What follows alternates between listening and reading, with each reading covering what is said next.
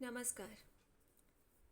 H3N2 जो कि माना जाता है कि इन्फ्लुएंजा जो नॉर्मल इन्फ्लुएंजा है उसी का ही एक प्रारूप है।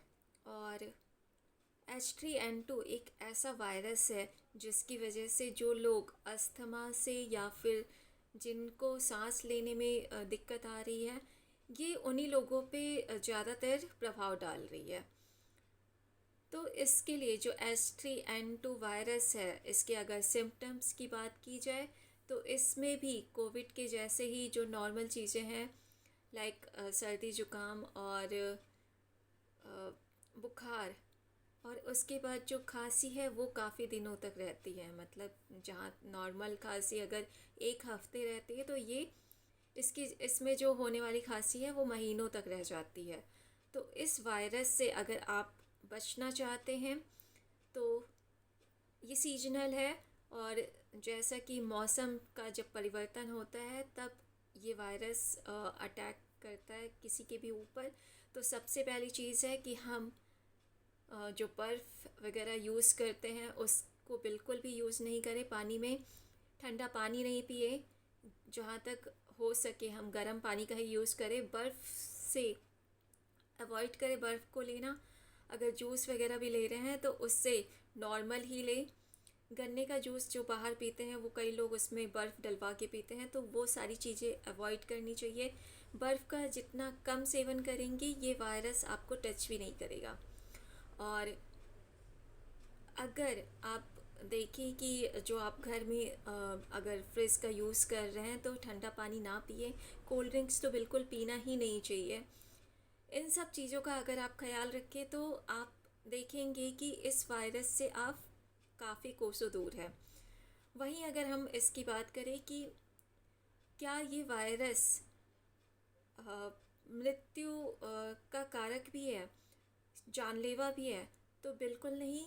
इस वायरस का इतना इफ़ेक्ट नहीं पड़ता कि किसी की जान चली जाए, लेकिन सिर्फ एक डेथ अभी तक कंफर्म हुई है, वो भी कर्नाटक में। और जो वहाँ पर बुज़ुर्ग थे उनकी उम्र भी 87 ईयर्स की हो गई थी, और जिसकी वजह से जो इस वायरस को झेल नहीं सके और उनकी मृत्यु हो गई। लेकिन यह वायरस H3N2 जानलेवा बिल्कुल भी नहीं है। हम अपनी थोड़ी सी सावधानी और थोड़े से बचाव से इस वायरस से बच सकते हैं और स्प्रेड होने से इसे रोक सकते हैं। अगर ज़रा सा भी आपको लग रहा है कि आपको कोल्ड हो रहा है और बुखार है, खांसी अगर बढ़ रही है, तो आप तुरंत डॉक्टर से सलाह लें और उसके अकॉर्डिंग अपने आप को पूरी तरह से प्रिपेयर करें, अपनी इम्यूनिटी को बूस्ट करें। और जितने ज़्यादा आप अपने आप को स्ट्रॉन्ग करेंगे, कोई भी वायरस तभी अफेक्ट करती है किसी को भी जब आप अंदर से मजबूत नहीं होते। अगर आप स्ट्रॉन्ग हैं तो वायरस का आप पर इफ़ेक्ट नहीं पड़ता है। कोविड की तरह क्या ये भी वायरस बहुत ज़्यादा डेंजरस है? तो बिल्कुल नहीं, ये जानलेवा नहीं है। लेकिन अगर किसी भी चीज़ की अति हो जाए, अगर आप उस पर ध्यान नहीं दें, उससे बचाव ना करें, तो उसका स्प्रेड होना बहुत ज़्यादा बढ़ जाता है। तो कोशिश कीजिए कि अगर आपको ये वायरस कहीं से स्प्रेड होके आपके पास आ गया है तो आप थोड़ा सा आइसोलेशन में चले जाएं, लोगों से थोड़ा संपर्क कम रखें, भीड़ भाड़ में ना जाएं। अगर जा रहे हैं तो मास्क लगाएं, सैनिटाइज़र वगैरह का यूज़ करें। इनसे बचाव करने के ये सारे उपाय हैं। और सबसे बड़ी चीज़ है कि ठंडी चीज़ों का सेवन कम से कम करें। जो भी चीज़ें आप खा रहे हैं वो गर्म यूज़ करें।